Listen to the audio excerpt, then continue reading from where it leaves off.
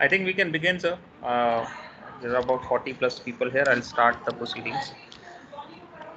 Go ahead. Okay. Hi, good morning, everyone. A very warm welcome to all the students joining us for the very first lecture in the Prestige program that we have organized on behalf of Jindal School of Government and Public Policy, OP Jindal Global University.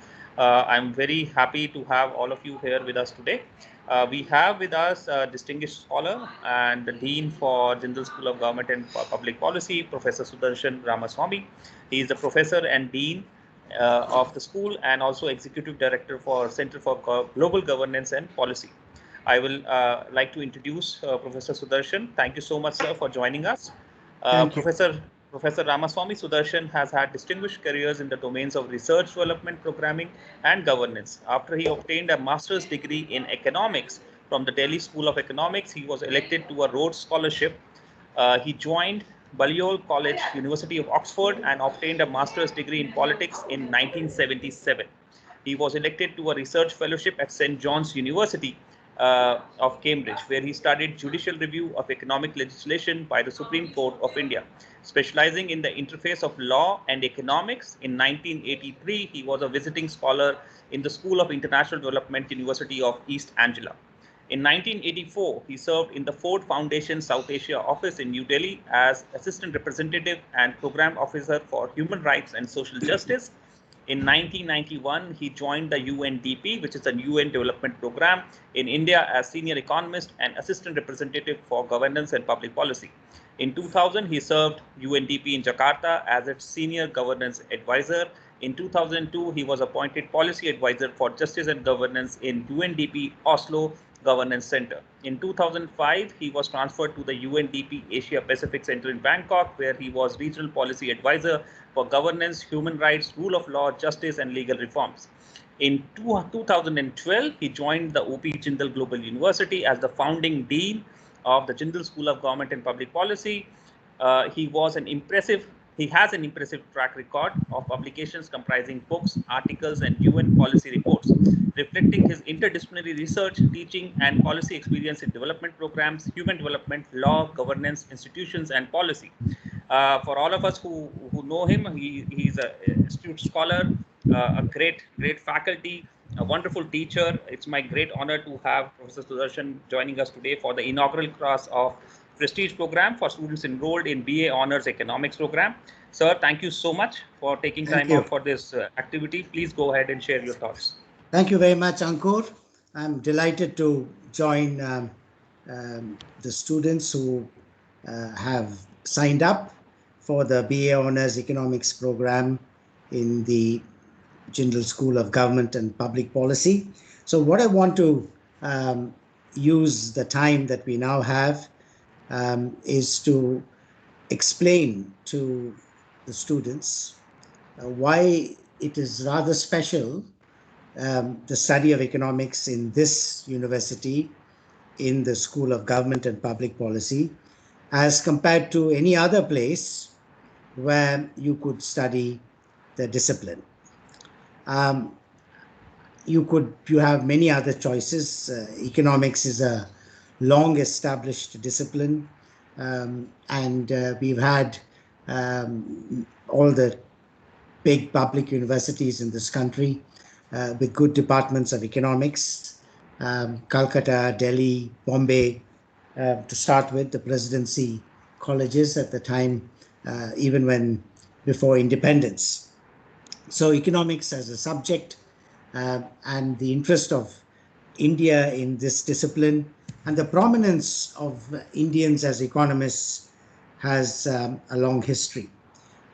So I want to focus a little bit today in this first opening lecture of this pre-semester program for all of you to explain why it is that the economics that we teach in our school is somewhat distinctive, and why you've made a good choice in picking us to study this particular subject. Now, the subject has had a long history, and a lot of people would kind of date it back to Adam Smith and the Wealth of Nations when it was published in the late 18th century as the sort of beginning of the discipline.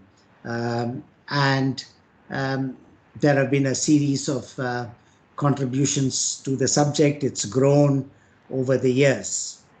But what's happened in many universities that teach economics is that the syllabus has got somewhat ossified.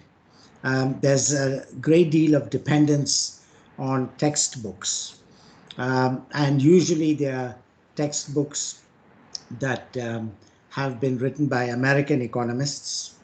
And there has been very little updating of the curricula and the syllabus. Now, it's not that the teachers don't understand that the subject has moved on and new ideas and new ways of looking at old problems have arisen, but that the bureaucracies that are involved in large universities, especially the public universities, before you begin to change the syllabus that you teach in a particular program, say the honors program in economics, that is too cumbersome and it takes too much time. And with the result, the syllabus doesn't get changed as quickly as it ought to. The other difference is that most other universities and departments that teach economics are a department unto themselves. By that I mean they don't have very much links with other disciplines and other subjects. So it's all economics, economics, economics. It's very different in our university because we are a university that is committed to interdisciplinarity. That is to say that social science is the broad category in which economics is one part. But in order to be able to fully appreciate what economics can contribute and what insights that it can give us, we need to have a fairly good grasp of some of the insights from other social sciences. So we are a university that encourages interdisciplinary learning. And so we are not a single silo department of economics. Now, this is not the case. I was a student in the Delhi School of Economics.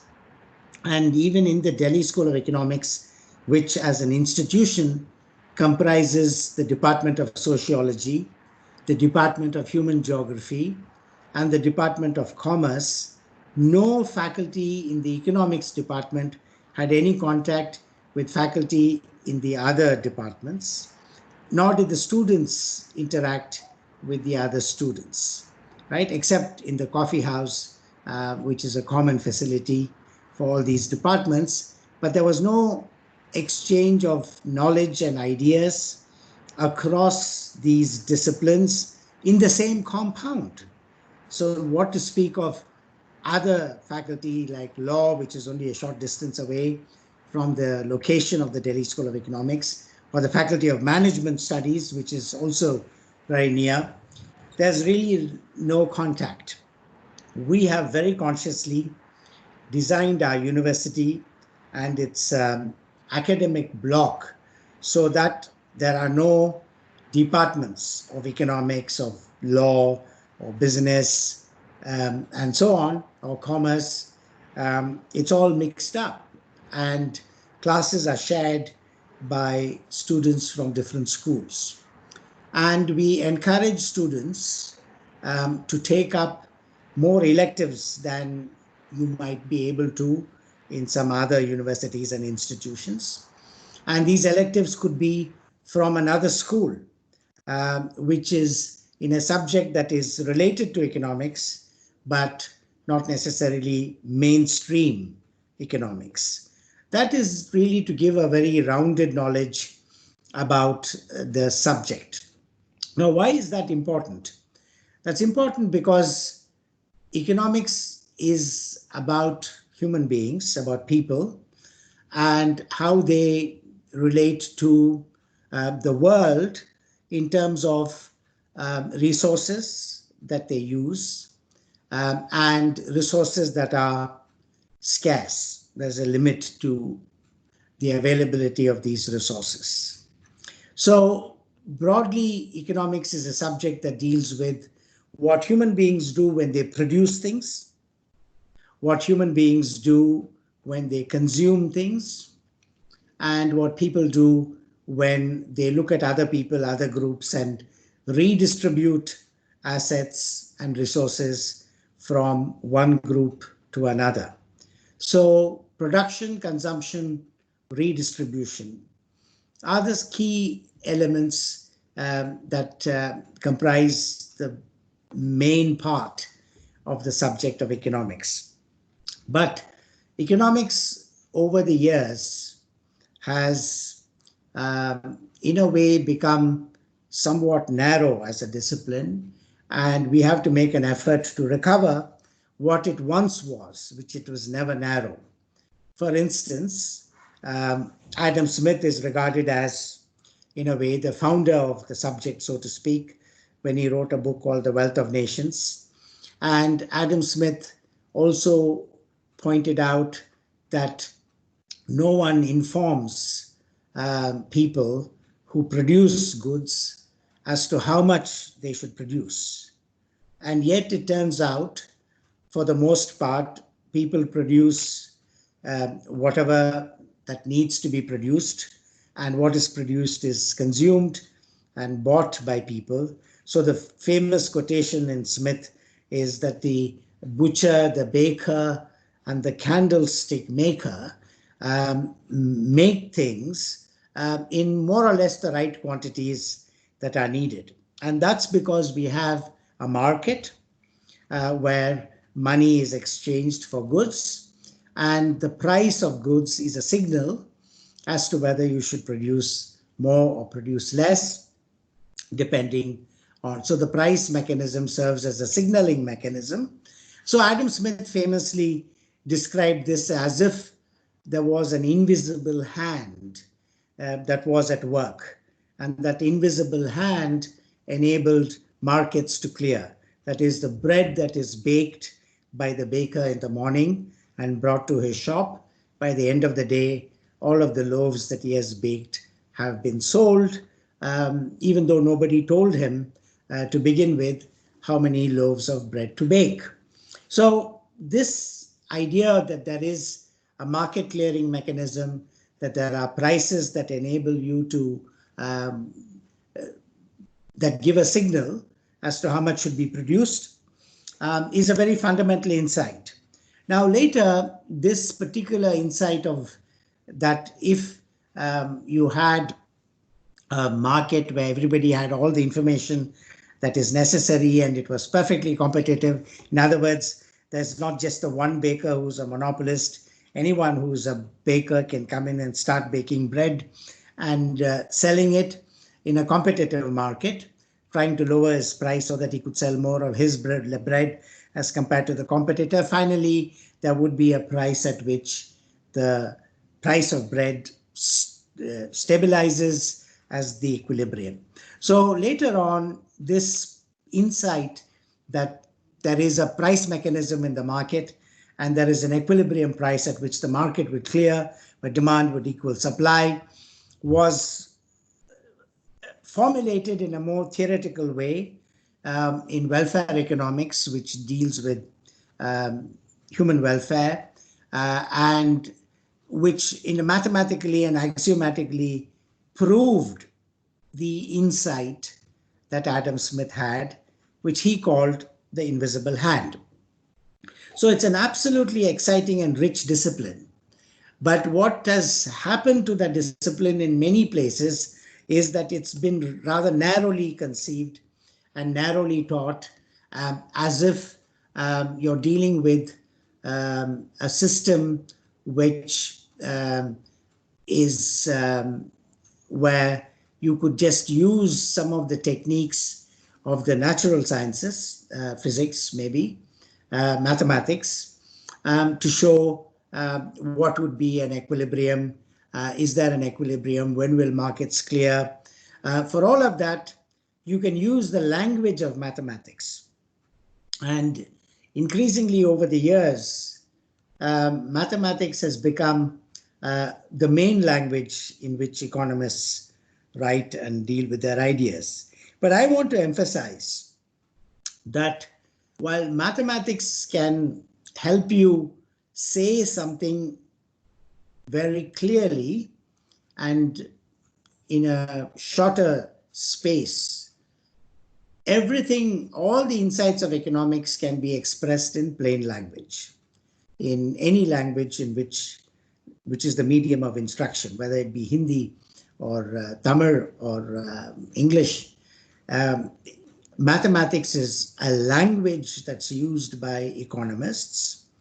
They increasingly use that language, and therefore a certain grasp of mathematics is helpful, because it's like understanding somebody who's writing a language, which if you knew, you'd know what the person is saying. If you didn't know the language, you'd find it hard to figure out what is that person saying.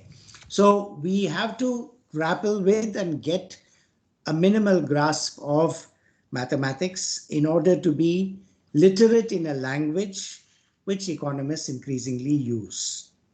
But it's not the case that ideas in economics require mathematics in order to understand them, or in order to even discover them or formulate them. What you need is logic, judgment, intuition. But logic, judgment, and intuition can also be stated in a mathematical fashion. So we, in our program, knowing that this is the main language which economists use increasingly, if we want all of you who are aspiring to study the subject of economics, if you want to be able to read the latest articles that make good contributions to the subject, you would need to have a grasp of mathematics, because that's the language in which people write when they are writing about economics. Now, of course, you can always ask them to write the same thing in plain language, in ordinary English. It's possible to do that, but they don't do that, because it's important to demonstrate that you have a grasp of mathematics. So what we wish to do in our program is to ensure that all of you joining the program are comfortable with the mathematics that's needed. Remember, you're not studying mathematics. You're studying a language. You're studying the language of mathematics in order to apply it to explain economic theorems and axioms in economics.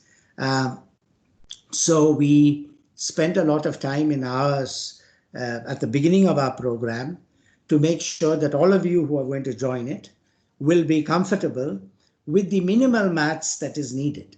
It's not extraordinarily in-depth mathematics. You're not graduates seeking an honors degree in mathematics. You're graduates seeking an honors degree in economics. But because economics uses the language of mathematics, you have to have some grasp of mathematics, and you shouldn't be afraid of numbers and quantities and data and equations. So when you see some algebra on the page, you mustn't blank out. You should be able to make sense of what is the algebra that's put on the page. So we make sure that you are comfortable doing that in the first few weeks of the program, and in fact throughout the program as the subject is taught. So that's an important point I want to emphasize, that in this school we have started a boot camp and some exercises in statistics and economics, which are quite indispensable to being on top of the subject. The other important point, and I already referred to it, is interdisciplinarity. Increasingly, economics draws a lot from other subjects. There used to be a time when economics was really called political economy. So when Adam Smith or Alfred Marshall or Karl Marx wrote about economics, they called what they were doing political economy, because they understood that decisions related to governance and politics and institutions matter. But at a certain point in time, economists lost track of the origins of that subject and began to treat the discipline as if it only had to do with how markets clear and whether there is an equilibrium in some context, whether it's the labor market or the market for commodities and so on, and neglected the earlier understanding that a good grasp of economics requires you to understand a good bit of politics. It also required to understand a good bit of human psychology. Now there is a sub-branch of economics, but it really needn't be a sub-branch. It should be part of mainstream economics, which uses a lot of psychology. For instance, recently the Nobel Prize was given to two behavioral economists. The subject is called behavioral economics because it draws a lot about insights from psychology to explain human behavior. And therefore, it's not simply that the earlier theories by which you begin economics is all human beings are economic animals. They want to maximize their utility, that they want to maximize their satisfaction, and therefore they are all utility maximizers, and they make rational choices in terms of deciding what to buy, when to buy, what not to buy, and so on. So these preliminary assumptions about people, that we are all economic beings, we are rational, and that we make decisions in order to maximize our welfare, are assumptions that lead to some theories which are useful as what a great sociologist Weber called an ideal type. In an ideal modeled situation, you can make these assumptions and draw some inferences from those assumptions. But if those assumptions don't hold good, then obviously your inferences that you draw from them can be kind of signposts, but they cannot be completely relied upon to take you where you want to go. So you need to be able to be sensitive to what changes you need to make when you're dealing with reality and you're not dealing with the ideal type. But in order to advance and find insights, it's a useful mechanism, a method, which is to think of an ideal type. And then you see how much of reality is different from what is projected in an ideal type model. That's a way of acquiring knowledge. It's a way of testing the validity of your knowledge. So that's all right. I'm not saying you shouldn't do that, but you must also have a very good sense of what is reality. So if economics is taught as it is done in many departments, as if it's an ideal type subject, which makes assumptions about people being rational and maximizers of their utility, the conclusions that they come to may not correspond with what is happening in the real world. So there comes to be a disjuncture between what you see outside in the real world and what your textbooks and your theorems that are taught in class say about economics and economic policy or economic behavior. That disjunction causes some problems, and increasingly students like you all over the world are asking the question, listen, we study this in class, But what use is it? How does it connect to, say, the unemployment problem that we can witness all around us, or the fact that there's inflation? How is it that the theories that are taught in class connect to the real world? And this is an important question. And so this has led to many teachers of economics changing the way in which they teach the subject.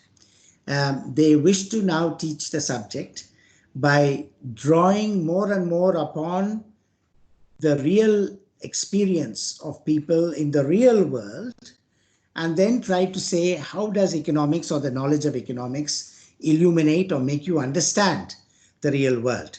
So if you just start from a textbook, you can get all these neat conclusions about when a market will clear, what would be the equilibrium, what is comparative advantage, what are terms of trade, what is the balance of payments, what is the fiscal deficit, what is the revenue deficit.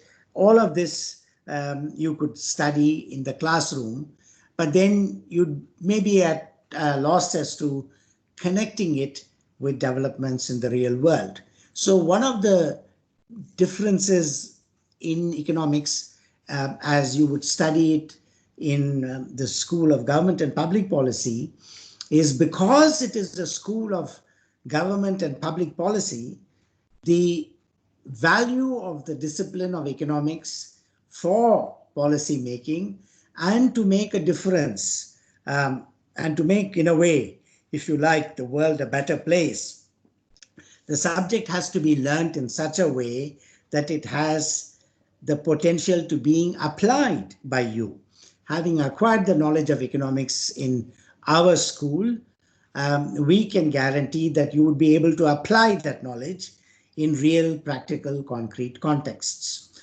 It may have to do with applying it in a microeconomic context or a macroeconomic context, or in the context of, say, education, or public health policy, or employment, labor, any of these areas in which you may find a career.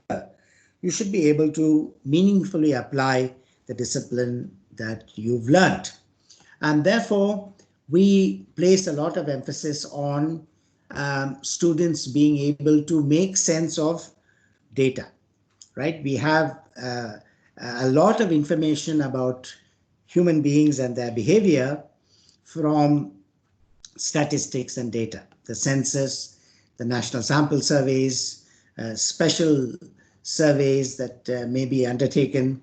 All of that data is very rich in information, but you need to know and have the skills to be able to draw inferences and conclusions, or understand what is the data telling you, right? And so we place a lot of emphasis on learning such skills. And once you learn that skill, you can apply it in any context. It's really learning to learn how to use data. And once you've learned how to use data, you can apply that knowledge to practically any data set, whatever it might be, right? So the emphasis in this school is that the subject of economics should be taught in a way that it is capable of being applied in the real world context, and that you grasp the subject by being able to understand what data is telling you. Now, let me explain a little bit about why data is important. You see, the important thing about people is that there is a lot of regularity and predictability in our lives, right? Most people go to sleep at night and wake up in the morning. Now, of course, not all people go to sleep at night and wake up in the morning, because there may be some people who are night owls who like to work at night and sleep in the day. But by and large, the majority of people don't do that. So you could say reasonably that people go to bed at night and wake up in the morning. Now, that's a reasonable conclusion. It's not like to say it's an inferential conclusion, where you say Every crow that you've seen is black, so you say all crows are black. But you don't know, there may well be an albino crow somewhere that you have not seen. But by and large, if you say all crows are black, people wouldn't think that you're crazy, that you're wrong. They think that you are right. So there's a lot of predictability in human life, which you can, by the study of econometrics, get at. Econometrics is a branch or a subfield in economics that draws inferences from data. So you could try and see by using econometrics if two things go together. Now, when two things go together, it may be that they just coincidentally go together, or it may be that one is a cause and the other is the effect. Now, econometrics enables you to figure out when two things go together, whether it's a case of causation or whether it is a simple correlation, right? You have sophisticated techniques in econometrics that enable you to differentiate between what might be a causal conclusion, saying this A has caused B, as opposed to a conclusion that says whenever there's A, you also find B, right? Now, but A and B may not be in a cause and effect relationship. So predictability about human behavior is very much a part of the subject of economics and econometrics and understanding it. However, we all as human beings are separate and individual, and our sense of freedom essentially comprises in our behavior not being completely predictable to others.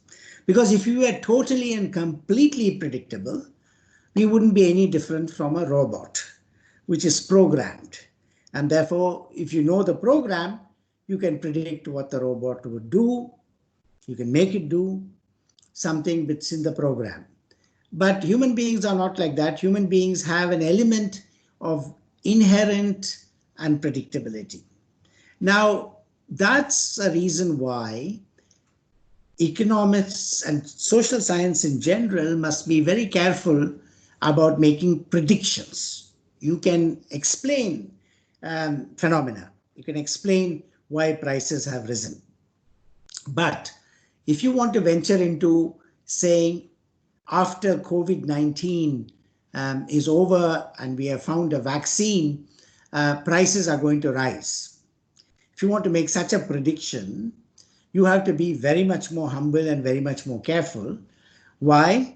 Because human beings are self-interpreting agents. See, the difference between astronomy and physics is that if you have a theory about the orbit of the moon and the sun and the planets, they all do what they do regardless of whatever theories we may have about their movement or their behavior, right? They are not influenced by our theories about the moon. The moon is not affected by our theories. But the moment you say that you as an economist, you have a theory about how, say, the stock market is going to behave, then human beings are self-interpreting agents. We read up this theory, we say, this very well-known famous economist has predicted that stock market prices are going to go up, and therefore what I ought to do is to go out and buy now, right? Now, by looking at somebody's predictions, human beings in an inherently unpredictable way can either make that prediction come true or can falsify it. So the important thing to remember is the economics is a subject about people, about human beings, and therefore we have to be humble when it comes to making predictions, because our predictions about human behavior can be falsified because the very basis on which the data on which you draw the prediction is liable to be contaminated by subsequent human behavior. So in that sense, while you may try to get a greater degree of precision and try to make mathematics, make economics look more sophisticated, in the end, it's about people. And there is an inherent element of unpredictability in people. And therefore, you have to be a little humble when making predictions. So, there was a question that was asked of economists. Why didn't they predict that there will be a crash in the financial market in 2008, that big, enormous investment banks like Lehman Brothers would go bankrupt and collapse? Why didn't anybody see it coming? Now, the reason for that is what I'm saying now, because human beings are interpreting agents, and they act in ways that are not totally predictable. So one of the important things which we emphasize in our program is to get a very good grasp of what is it that is predictable and where you have to be careful about making predictions. As a science or whatever, economics is not a science in the sense in which physics is a science, or chemistry or biology or botany are sciences. Because no matter what theories you have about the plant behaves in the way it does. No matter what theories you may have about the planets, they behave in the way they do. No matter what theories you may have about tigers and elephants and wildlife, they behave in the way they do. So but people are not like that. They read up, they understand, they interpret, and they act on their interpretations. So this is what I'm trying to emphasize, is that in many places where economics is taught, not enough emphasis or attention is given to underlining what is the proper use of the insights of the subject, and where it is that you must be careful in drawing inferences and making claims, where it is necessary to be a little modest and humble about what you know, and where is it that you can be completely confident that you know, right? So I would say that we are very adaptable in our teaching. So now my faculty, which is absolutely outstanding, they are young, they have studied the latest things, they do a lot of research, and therefore they know what are the latest developments in the subject. They also know now that we have to revisit some of the fundamental ideas in economics because of COVID-19. It has shaken up the discipline.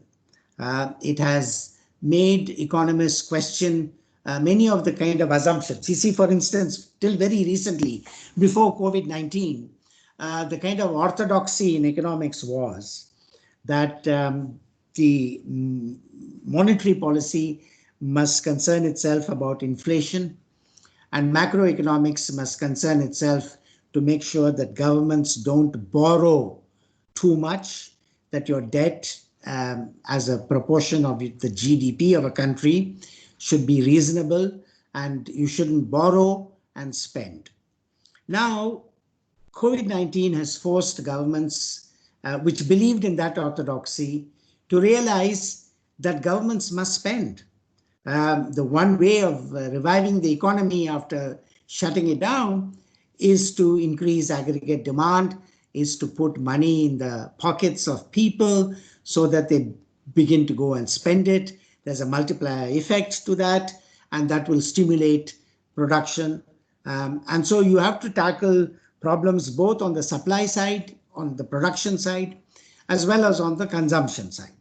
Now, so therefore, the old assumptions that, if we borrow and spend money, we risk inflation going out of control, that belief is being revisited. All governments around the world are now becoming more Keynesian. So there was a point in history where somebody said, oh, we are all Keynesians now. John Maynard Keynes, a great economist, provided a solution to countries to come out of the Great Depression of the 1930s. And that was to increase aggregate demand, to use the multiplier effect of aggregate demand, and to revive the economy. And then what happened is that worked well immediately after the World War. But then there was a point in time where many economies found themselves having both high inflation and high unemployment. Now, that was not anticipated or predicted in the Keynesian theory, in Keynesian macroeconomics. So that is what led to another school of economists coming up with theories which they are called monetarists, who said what you need to worry about most is inflation, because inflation is very damaging to the economy, it's very damaging to people, especially to poor people, and therefore you must worry about controlling inflation. So the money supply should be carefully controlled, interest rates must be carefully controlled. There's a whole lot of work to be done by monetary policy. But now COVID-19 has changed that. We are now in a situation where we are saying, oh no, listen, we've told our own Reserve Bank of India till the COVID-19 was very, very cautious about lowering interest rates and increasing money supply. They are increasing the debt to government. But now the Reserve Bank's policy is, let us lower interest rates, let us get more debt, let the government borrow and spend, because eventually you can, over a period of time, you're buying time. You borrow money now, and over a period of time you repay what you've borrowed, but immediately the need now is to spend more than you're collecting in taxes. So this kind of insight comes about because we've been confronted with a situation which we've never experienced before, which is COVID-19. So what I'm trying to say is that the way we go about teaching this subject is very, very context specific. It's very, very rooted in the real world. And that's why studying economics in the Jindal School of Government and Public Policy is a very different experience from studying economics in the more conventional economics departments of many universities. So I'll stop there and let you guys pose some questions which I can answer.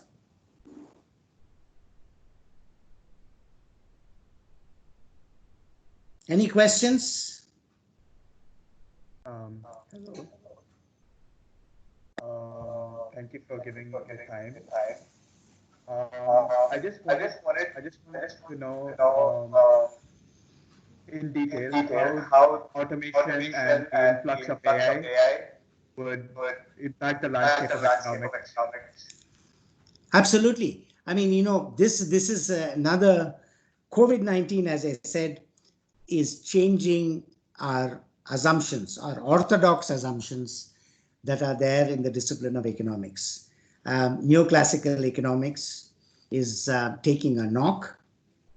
Monetary economics is taking a knock. In the same way, when it comes to technology, now, there was a great economist called Robert Solow who enabled economists to factor in advances in innovation and technology to explain what happens to production and production functions.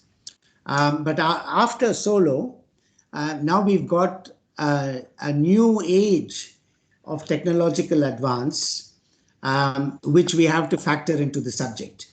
We also have to factor into the subject something that economists have neglected, which is ecology and nature. We've somehow taken that it's out there, that land, water, air are all given, and that we are concerned about producing and consuming and redistributing.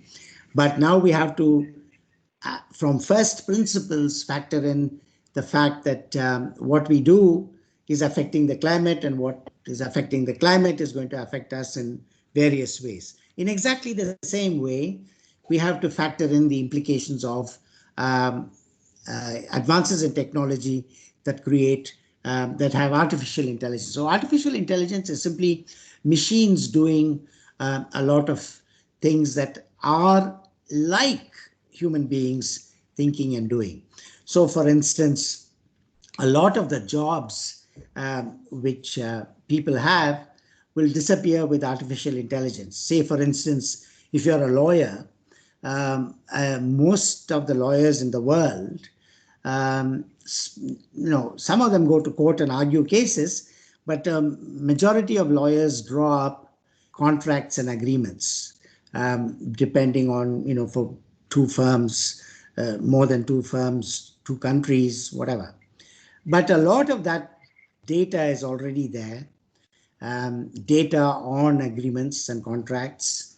And with artificial intelligence, it's possible to enter some variables and then let the machine draw up the contract. So there's no need for a lawyer to sit and think about possibilities and eventualities. The artificial intelligence will do that, which means there will not be a demand for workers whose jobs have been taken over by robots and have been taken over by artificial intelligence. So we then need to look at the implications of that for the labor market and for employment.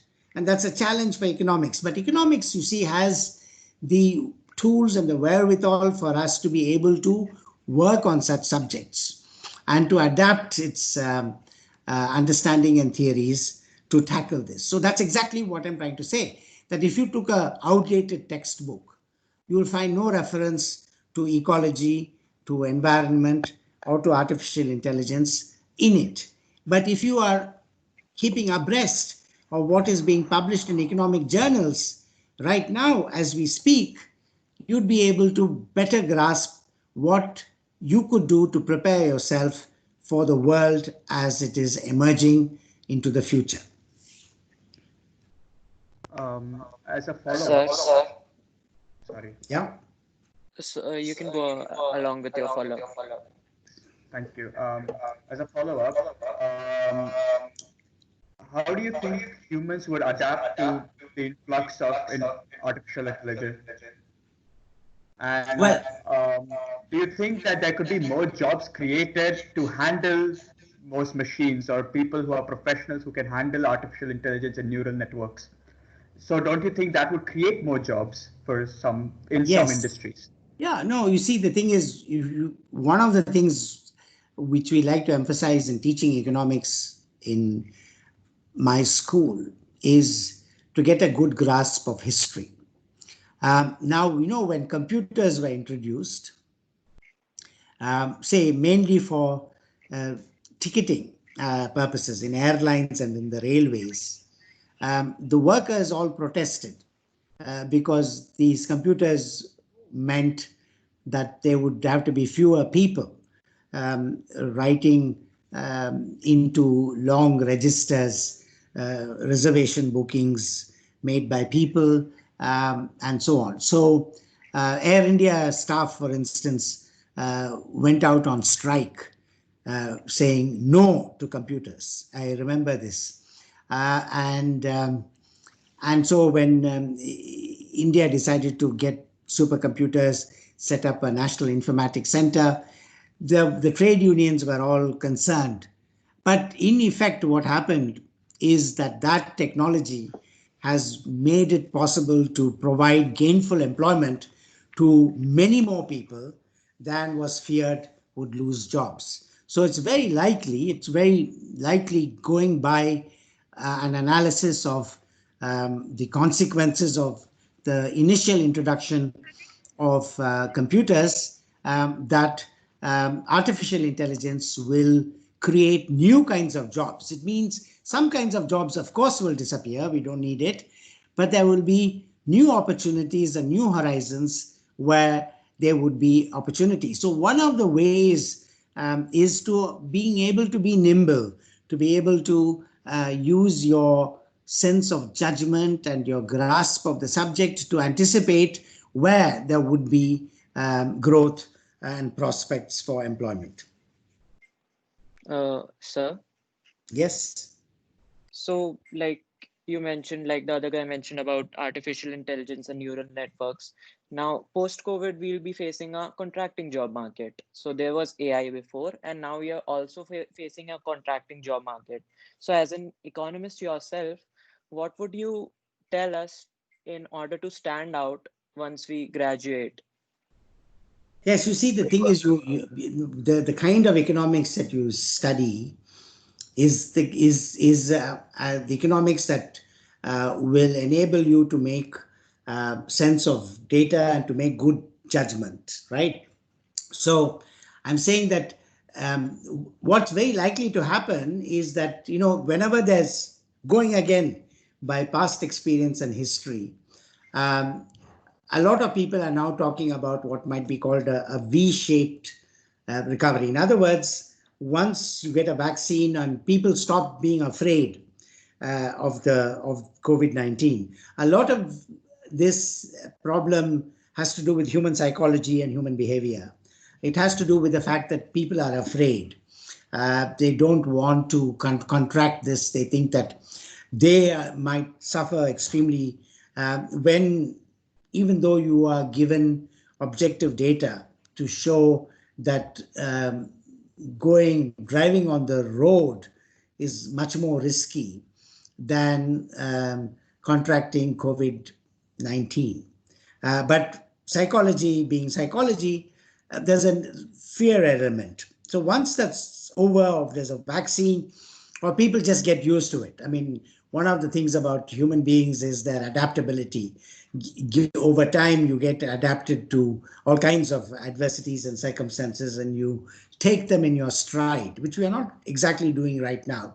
So I'm saying that there will be a definite boom in the economy. And one of the areas where there's likely to be much more interest is public health, because country after country is realizing that having neglected public health, they are paying a very high price, including our country.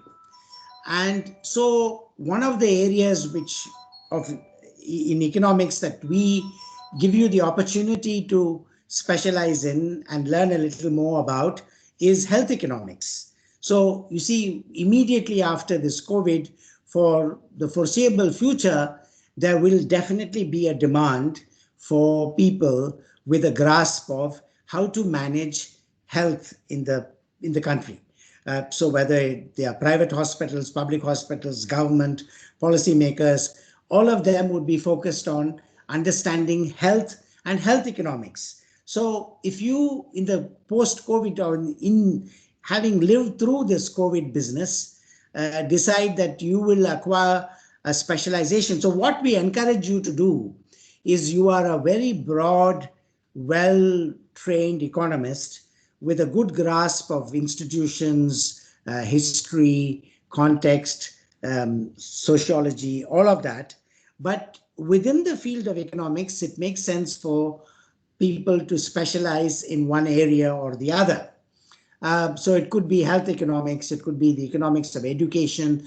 Another major area where there will be great demand for employment is economists who are specializing in understanding the role of climate change and ecology on what's likely to happen to production processes, what's likely to happen to skills, the demand for skills, and so on.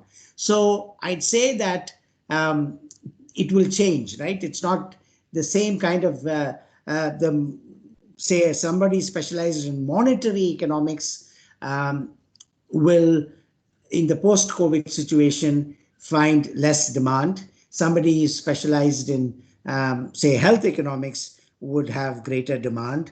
So these are judgments you can make, and the ability to be able to make those judgments is what we'd like to offer you. That is, we should have a program that's flexible and very broad-based, that enables you to adapt and choose and specialize. So this emphasis on electives, the emphasis on learning, other fields, taking a course in constitutional law, for instance, would be useful for someone with an honors degree in economics. That's an opportunity that you won't have in some other university, which you will have here. Okay. Anyone else? Who's Good afternoon, sir. Parashar? You put your hand up. You can ask the question. So first of all, sir, thank you so much for taking your time out to give us this insightful session and, taking the time out to answer our questions. My question is related to something you had mentioned about the Lehman failure during the 2008 financial crisis, and how it basically debunks the myth that, institutions that are too big to fail, that maxim is not true anymore. My question is that how did the 2008 financial crisis in any way impact India's economy, when the fact of the matter is that that financial crisis was quite related to the US and to some extent European countries only? Yeah. Now, you see, that was a financial crisis that happened because of, if you like, in one word, greed. It started with banks wanting to lend more to home buyers and improve their business, because the main business of banking institutions is to lend money and earn interest, which translates into their profits. So they began to lend a lot of money to households to buy homes without verifying, as they ought to have, the capacity of these households to repay the loan. So the loan carried a risk. But one of the ways by which you can reduce the risk on a risky thing is to distribute it to other people.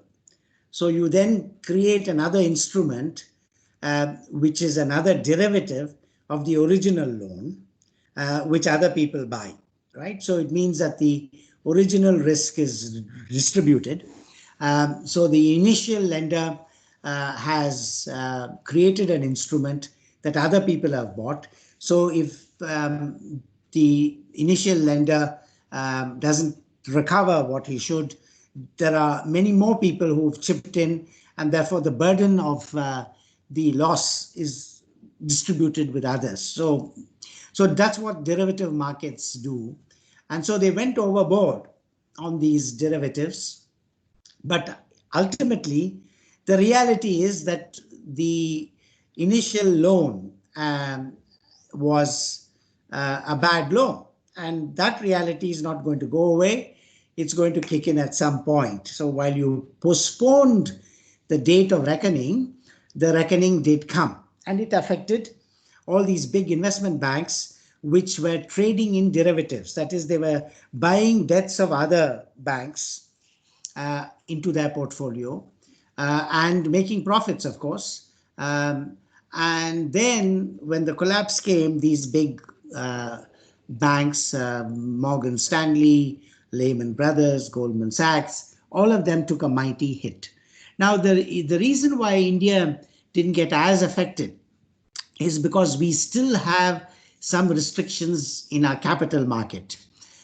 We still have some restrictions about the inflow of capital that's invested in the country and the outflow of capital. You cannot, somebody just can't come in one day, invest here and then say, oh, I've changed my mind, I'm going to pull all my money out of the country immediately, because there are Reserve Bank regulations about how much you could do that. So we don't have a totally free market in the capital market. It is to a large extent freed up compared to what it was before, but there were still some restrictions on the capital market. So that's one of the lessons that experience has taught us, whereas countries like Thailand and East Asia, which had fully opened up their markets, the capital market, as well as liberalized their tariffs and their market for goods and services, they took a mighty hit and took more time to recover than we did. So we know that, therefore, it is now clear that it was prudential when you're liberalizing and opening up the economy, that incrementalism and gradualism is better than going at it in one go. There was an economist, Jeffrey Sachs, who at the time of the collapse of the Soviet Union, and when they wanted to convert the communist countries into capitalist and free market countries, he advocated, immediately shutting down all of the institutions that had been created by communism, saying that when you cut the tail of a dog, you do it in one stroke. You don't do it gradually, or that if you want to jump across a ditch, you do it in one jump. You don't do it in two steps. That kind of wisdom was not wisdom at all. It's much better to be more gradualistic and incrementalist in making radical changes and bringing about reforms. So that's a lesson from the 2008 crisis, and it's a lesson that helped us because we, in terms of our economic policy, have been more cautious and gradualist and not jumping in for radical changes at one sweep. I think that answers my question, and thank you so much. But if it's okay, may I ask a follow-up? If no sure. one, just one last thing. Considering that in the past few years, we have seen financial institutions like the ILFS fail, and the overall sentiment towards the financial and banking sector in India especially has been not that favorable. Do you think maybe, and nothing is set in stone, but do you think maybe we might also find ourselves in a similar situation as did the US back in 2007? Yes, it's a very, very big risk. I think we have to wake up to this. The extent of non-performing assets in our banking system is very, very large. And there's a lot of extraneous influence on the banking system, forcing banks to lend to certain people and certain enterprises, which left to the banker's own sense of judgment, they would not have done. And so we are in a very precarious situation with respect to that. It's very important that we pay attention to getting over this problem. And so that's one of the things that some good economists writing about it, like Raghuram Rajan, have been pointing out. And we also know what could be done to tackle it, but we need to see in a democratic polity what comes on the decision-making agenda is not necessarily always a crucial economic problem, which is a problem which will blow up in the future, even though you see signs of it now. Policymakers, politicians tend to pay attention to something that's more immediate. So if there's an election around the corner, elections in Bihar, then you prioritize certain policies that might enable a ruling party to pay attention. So in the process, you may be neglecting some of these more crucial decisions. So one of the things we need to do in our country is to improve the standard of public education about these kinds of problems.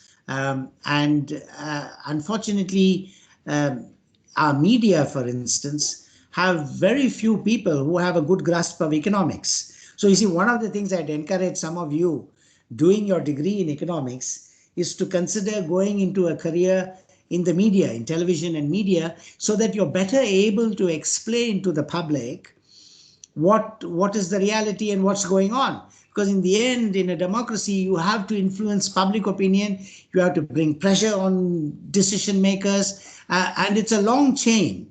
And unfortunately, in our country, we kind of get excited about some skirmish with China on the border and immediately rush off to say, let's place restrictions on Chinese products. Now that will hurt us. because we are highly dependent on intermediary goods that come in from China. Our pharmaceutical exports, which have been a major revenue earner for India, have a very high component of intermediary products imported from China. So it is a kind of a knee-jerk reaction that we can understand why it happens, but more informed and educated people need to do more in public life and public policy than we are witnessing at present. And your generation has a task cut out and say. Thank you for answering all my questions. And yeah, definitely we should take that as a positive feedback for our generation. Let's just hope for the best. Thank you so much. Thanks. Raghav, you are got a hand up? Hi, thanks for holding this session firstly. Secondly, my question would be that earlier you mentioned that the economy is going to boom as we comfort more into this lockdown or we come up with a vaccine. But like countries like US or India and like multiple states in US have been holding multiple lockdowns and opening up every once in a while to see how best could the economy be stabilized. Don't you think it's less like a boom, but more like a learning curve that we're developing and going slowly into maybe achieving economic stability whilst being in the pandemic instead of having this sudden growth in economy as soon as a vaccine comes out? No, it's a question of psychology, and as long as people are afraid, you will have a dampening effect on economic activity. The more people overcome fear, the more likely it is that.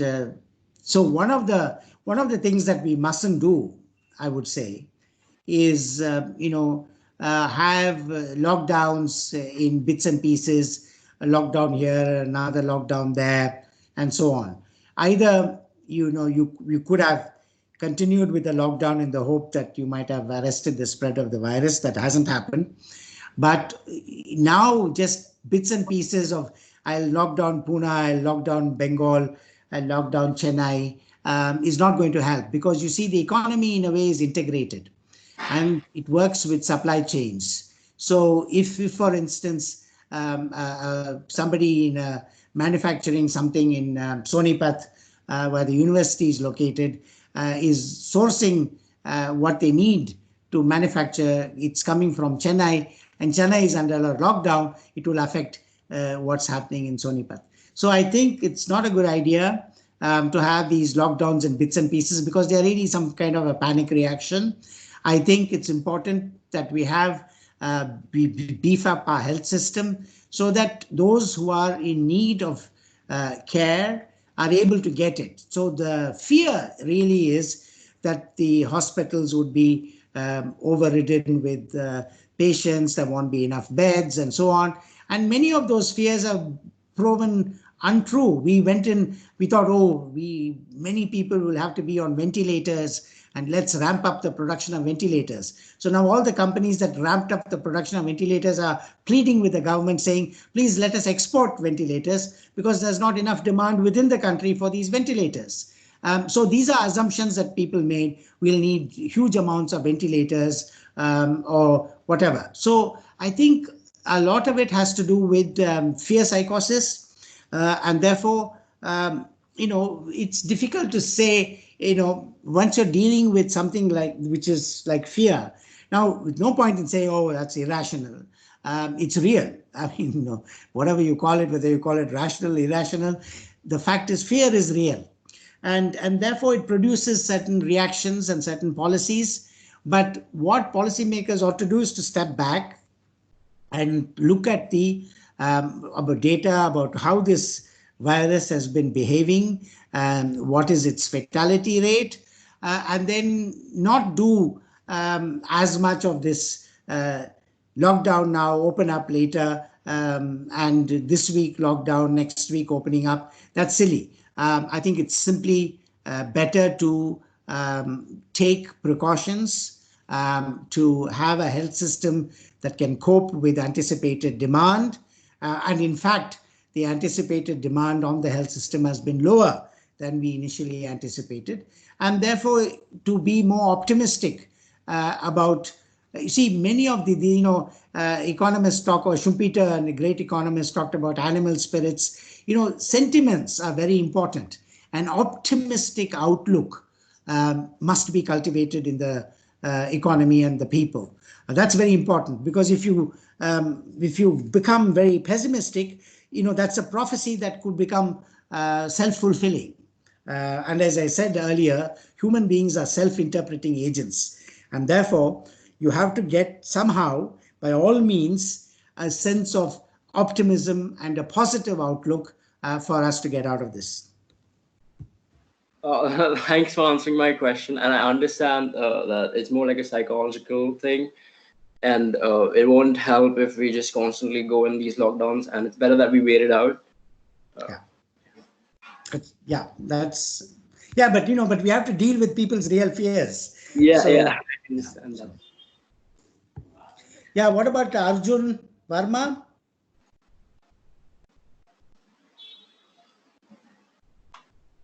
Is Arjun there? So, all right, we are past time. We are 13 minutes past my given hour. I've enjoyed this interaction with you guys.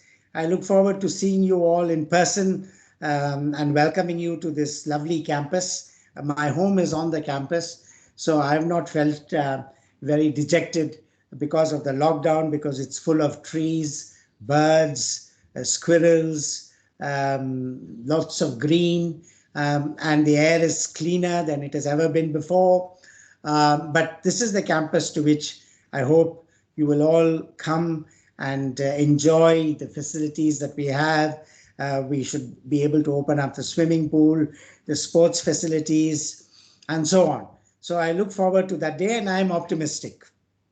So thank you very much. Thank you so much, sir.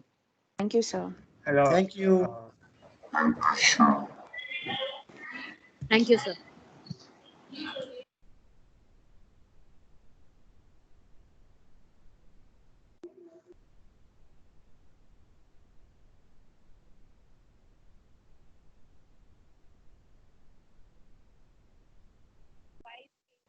सही है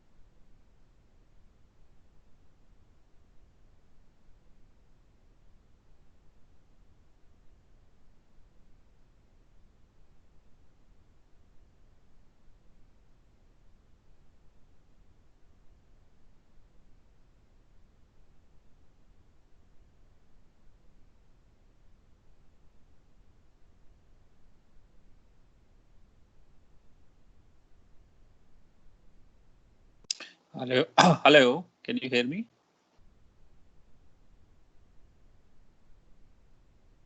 Yes, sir, we can. Perfect. So we are waiting for Professor Dikshit to come in, right? Yes, sir. Thank you. Ankurji, I'm here. Oh, hi, Professor Dikshit. I can't see you, so I just thought, will you be using a camera? I am. Perfect. My internet is not in a good shape, so I'll try and see if we can work on the video. Otherwise, I'll probably have to switch it off in between. Is that fine? Done, sir. Perfect. Okay. Perfect. Perfect. Thank you so much. So can I begin? Yeah, please. Perfect. So, hi, everyone. Good afternoon. Welcome to second session for the Prestige program that we have launched exclusively today for students of BA Honors Economics program. I welcome you all. I hope you had a really good session with the Dean in the morning. Now we have Professor Sandeep Dikshit, who is the Vice Dean of Jindal School of Government and Public Policy. I would like to introduce him with his formal profile. Give me a second. Okay, Professor Sandeep Dikshit. He's a former member of parliament and quite a well-known figure in government and public policy circle in the country and abroad. Professor Dikshit has been involved in public policy and grassroots governance for more than 25 years, with many years of field-based work along with voluntary agencies and organizations in the non-government space. As a member of parliament, human development researcher, and as a teacher. Professor Dikshit has spent nearly 15 years in the field of voluntary organizations and action research studies in northern, central, and western India, primarily in Madhya Pradesh, Gujarat, Rajasthan, and Chhattisgarh. These years, he has given him intensive field experience and knowledge of challenges facing India, especially agriculture, rural non-farm sector, and urban development. He has worked for over 20 years in public policy, directly with the state governments in writing state human development reports.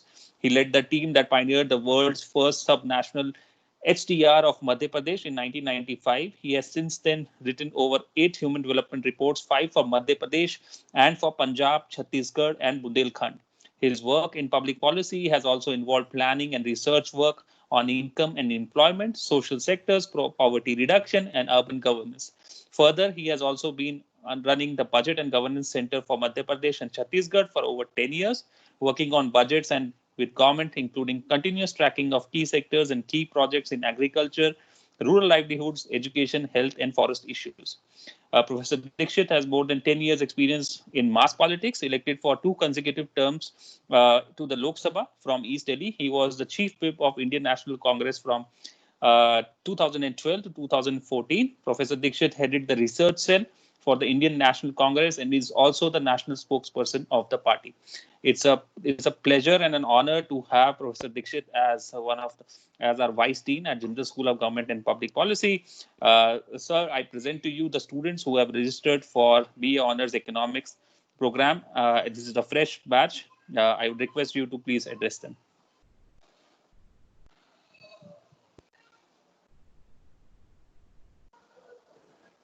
Professor Dikshit, if you can hear me.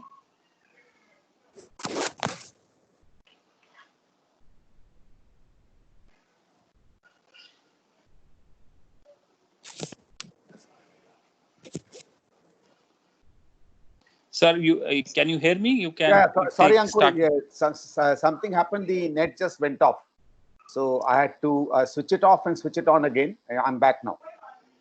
Sure, sir. Sir, I'm done with your introduction. I have introduced the class to you. If you can start the lecture. Okay, I'll do that. Thanks. First of all, welcome everybody. It's nice to have a chat with everybody here. And to all those who are joining or desirous of joining or registered in the BA Economics in the Jindal School of Governance and Policy in the Jindal University, really welcome all of you.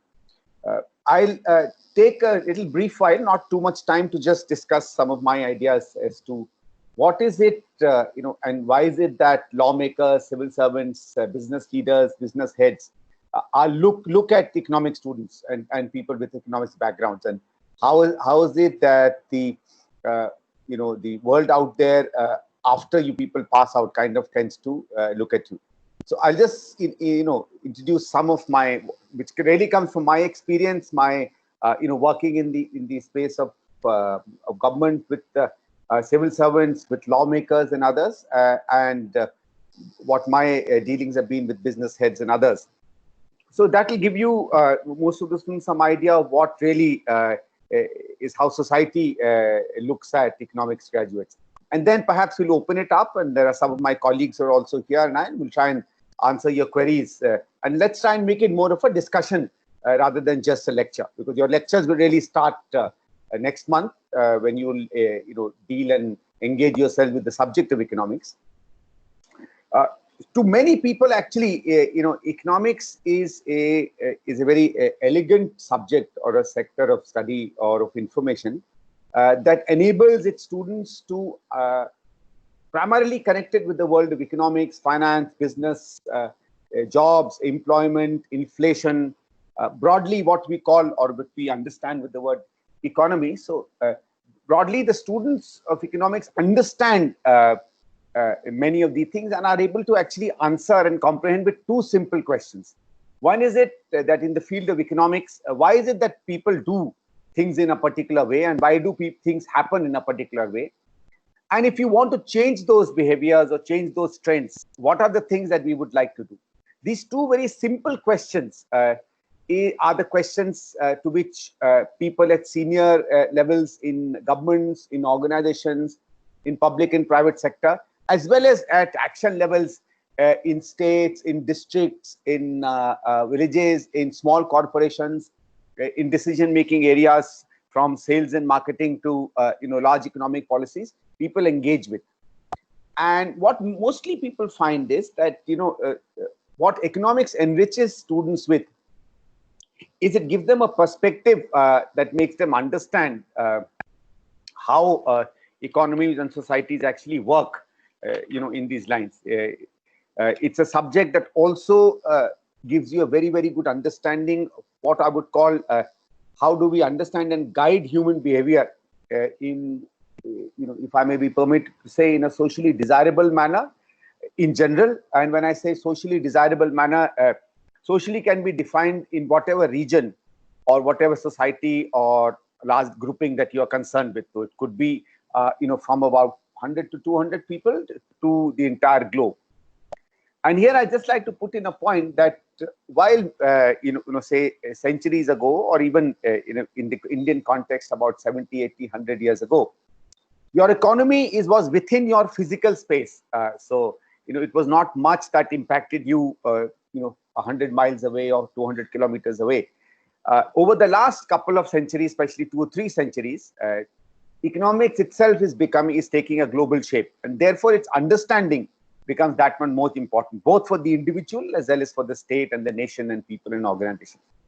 And these are the kind of skills that students of economics bring. They are able to understand trade, they are able to understand what's happening with money, they are able to understand why inflation will take place or not take place, they are able to predict and understand why growth is happening or not happening.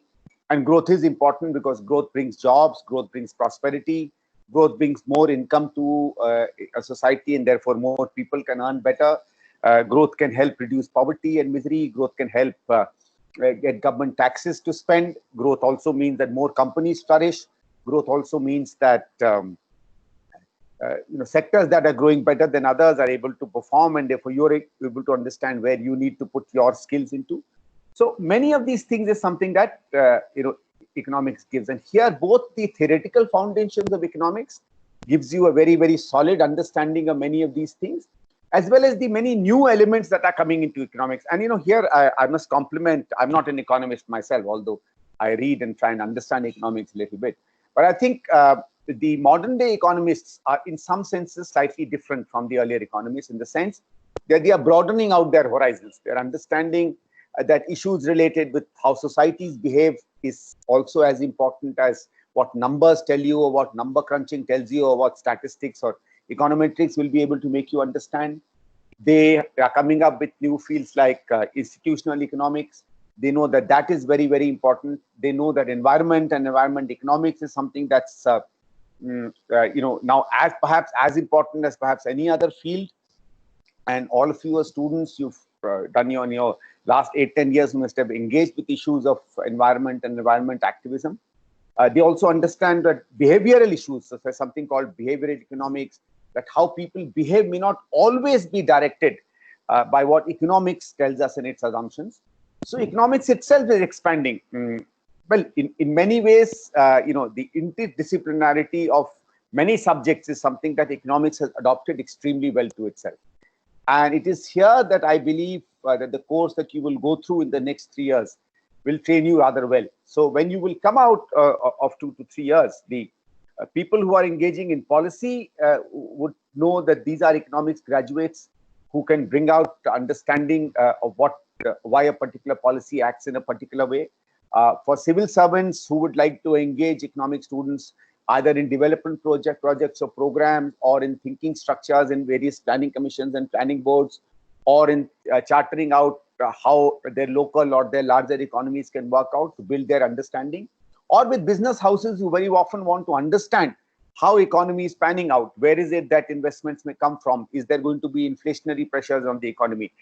Is growth really going to be sustained over 7-8 years, or are we going to have bumps coming in? So many of these things are what you as economics graduates, of course, perhaps not in your very first few months or years when you come out of economics, because your learning phase will continue for even 4 or 5 years after that. But ultimately, it is in this that you will really be able to help and assist the various corporations and organizations that you would perhaps be interacting with. Some of the other things, where economics is also bringing in news perspective and understanding, is the 3 or 4, I think, very critical changes that have happened, especially in the last 50, 60 years. One is the reality of increasing globalization. And therefore, it's perhaps only subjects like economics that make you understand behind your immediate reach. These days, under the umbrella of an internationally common trade regime, and the fact that trade is something that is entered almost every sphere of our lives, from the grains we eat to the cars we buy, from the kind of houses we live in to the clothes we wear, from the kind of laws that may be brought into the concerns of environment. Almost everything has become global. Today, something that is, you must have seen the latest, political issues with regard to our neighboring country on the north. What is produced in China can land up at the smallest mohalla or gully or village of India. A car which brings in a new technology in faraway Germany will start influencing transport and technology in India. So that is one thing that globalization is doing. Second is the tremendous spread of modern technology. Technology itself is undergoing tremendous changes. And it's not just information technology. In mechanical technology, in chemical technology, in almost everything else, large number of changes are taking place. And these technologies, in many senses, influences what's happening to economics. And economics, in many senses, gives incentives to technology. Where is it that more research in technology happens? How is it that technology brings in elements that makes certain things more efficient, certain productions happen? So second is technology and its spread, especially of modern technology that's happening. Third is the growing aspirations that are fueled by almost what one would call unhindered social interaction. So culturally, or in terms of your habitat and habitation and habits, your product ranges you worked with many years ago were restricted. But now that's increasing. Almost everybody from the, I dare say, from even, not the poorest, but, even from people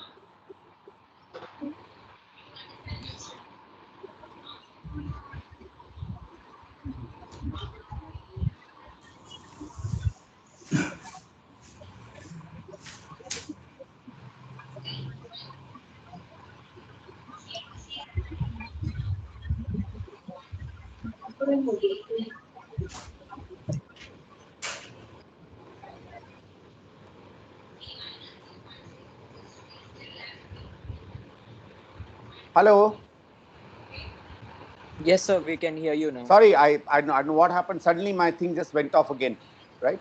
So I was talking of growing aspirations fueled by new social interaction. I was just giving some examples of what could be produced in one place, maybe taken somewhere else, and habits are also changing. Some of the most common things by which our habits are changing is, for example, and let me give you field life example, is drinking of coffee. Is the way our dresses have changed, is the way our shoes have changed, is the way we look at cars very, very differently. And the fourth most important thing that's happened is the flow of information. And that is something that is truly global and truly led by technology. So these 4 or 5 changes are also something in which both life and livelihoods are experiencing tremendous change. And apart from the subjects that that make you understand some of this from the looks of sociology or history, economics also gives you a very deep understanding of how these processes are happening and what are their impacts, in terms of all of you. And therefore, these economic students, when they pass out, kind of come armed with the kind of tools and technology, statistical as well as otherwise, what we call qualitative as well as quantitative information tools. Although ultimately they are both the same. So they are armed with these, and therefore the corporations or the organizations that you interact or work with later on, you're able to bring in a lot of value to the work you do. And I think this is where civil society leaders, civil servants, heads of corporations actually get interested in engaging and working with economic students. Some of these examples I gave is to make you understand that when you enter the study of the world of economics, apart from what you will be taught in class, I think most of you should also engage with a lot of what's happening around you. Economics is a live subject. It deals with reality today. It reads the past and tells you where we are trying to go in the future, but also tells you about how to deal with the present and the possibilities, potentials, and dangers of the coming years. So I think I'll kind of stop here. I'm sorry this broke in between, and I'd like to take queries or questions from the students. And if any of my colleagues want to add in, we'd like to join in. Sir, can we ask questions? Yeah, please. Is there a moderator here?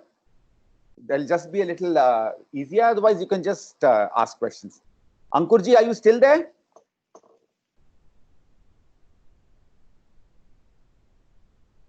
Sir, can I go ahead with the question? Yeah, please do that. I'll just request all of you that since there is no moderator, just ask one by one so that we can take some questions, and then I'll try and answer them to the best of my ability. Please, just announce your name. Announce your name so it will help me to answer it. Yeah, sir. So my name is Yashwardhan, and thank you for taking this session. But my question is mainly towards the public policy domain. And to give you a little context, during the time of demonetization, we had the RBI governor tell the prime minister, like, time and time again, that this is a wrong decision. Now, as an RBI governor, his job is to be pessimistic and to tell anything and everything that can go wrong with a certain policy, which is completely different from the government which has come into power. Because they're very optimistic, hence they have the number. So at that point of time, how do, as like future economists and future public servants, how do we deal with that situation when we are warning things in advance which could go wrong, and our voices are not being heard? Yashwardhan, actually, it's the job of an economist is in a sense what you've just spoken about, right? If you mentioned the name of the RBI governor, I don't know exactly what the RBI. It was Rajan. Yeah. Okay. Mr. Rajan did make a statement, as he claims, that he said that he did warn the government against the dangers of demonetization. And I think that's what, first of all, one is the fact that he is somebody who's trained in economics. Okay. Not only trained in economics, he's worked in the field of applied economics. He's been in organizations, not just as a teacher, but as a policy advisor. And therefore, it was his understanding and grasp of economics that enabled him to make a statement that ultimately most of us found to come true. Now, because he was in an advisory role, I think he could restrict his influence with regard to warning the government, whatever. And government, I'm sure, must have had its own reasons to take this step. And let's not go into that because we're not discussing politics here. We're discussing the course and the importance of economics. But one is that to the best of your ability and your understanding, an economist tells the people who are taking a particular decision what may or may not happen out of that. Okay, and once that decision is taken, it becomes your duty to start understanding what are the various potentials that are coming up, what are the challenges that are coming, which a lot of economists did. I do remember in some of my friends and colleagues who are running large public sector corporations or in government, many people went to them and they employed their economists to tell us what could be the possible impacts of demonetization. And some people do tell me that some very wise economists did give them fairly good advice, and therefore they were able to come through those troubled times perhaps better than many of the others. But there is another group of people who engage in economics who are public economists or public intellectuals, and it is their job to come out into the public, and if a decision is either being taken, then talk and educate people about its pros and cons, and if the decision has been taken, give their view on whether they think it was a right decision or not, and if yes, what could be the possible good thing that will happen, and what do we need to do to achieve that. And second is, in case they believe a particular step has not been taken in, with the right, probably right possible impact in the future, they should educate the public as to what is it that they can do. I think these are 3 or 4 things that truly economists can do. And over a period of time, economists, because as I said, they read, and some of those who actually have the capacity to go beyond just their subject, bring in a lot more understanding and knowledge to their advice than many of the others. But one thing I must say, and Yashwardhan, I'm not pontificating. I'm not somebody here to give you a lecture in what you need to do. But I think most important is that when, as somebody who's trained in a particular subject and who understands a particular system, when you believe something needs to be said, even if it is to the most powerful of people, I think it becomes your job to say so. Because unless somebody who knows more than me does not tell me whether I'm right or wrong, the other person is not doing his or her job. Then it is to me, because I'm in a position, more powerful than yours to actually take that decision. I will combine many other pieces of inputs into me, including my own understanding, to take a particular decision. But at least I would have been forewarned whether my decision was right or wrong. Is that fine? Sure, sir. That Okay. perfectly answered my question. Okay.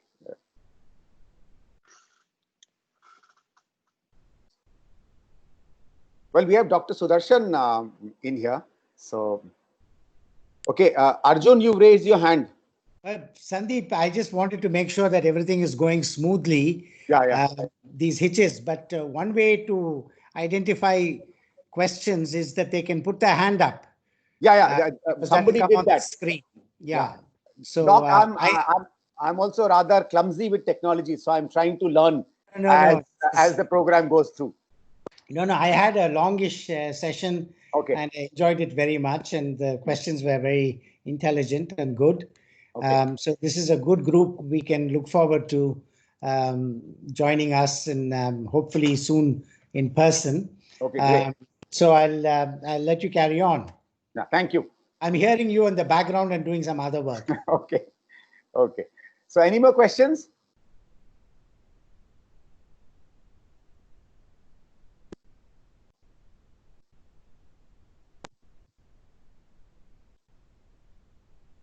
I can see Amninder. Hello? Hello, sir. My name is Arjun. Am I audible? Yeah, you are audible. Loud. Thank you, sir. So my question is mainly to do with trade regulations, focus on India. Arjun, I can't hear you. Arjun, you are not clear. Oh, just a moment, sir. Am I? Hello. Yes. Oh yeah, I looked up your Twitter before.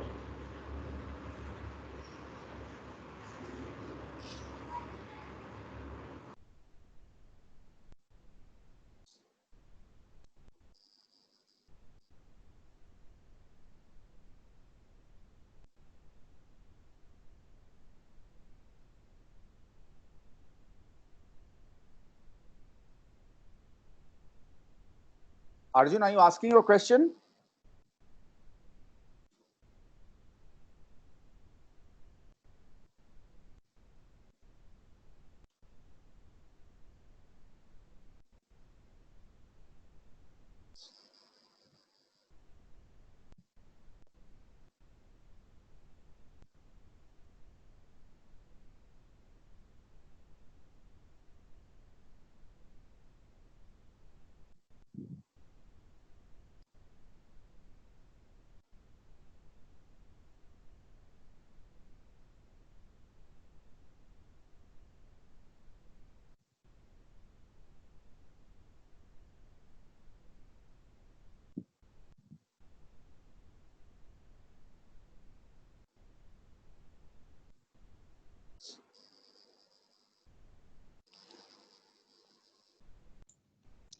Sandeep, I think there aren't any more questions as far as I can see.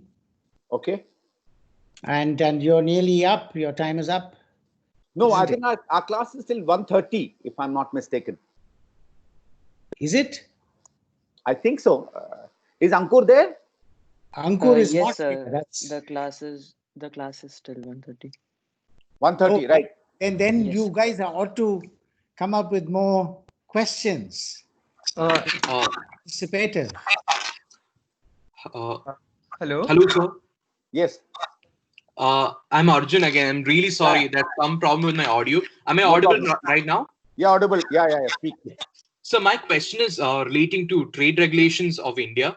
We have many initiatives by the central government like Make in India, which actually boosts the FD, the foreign direct investment.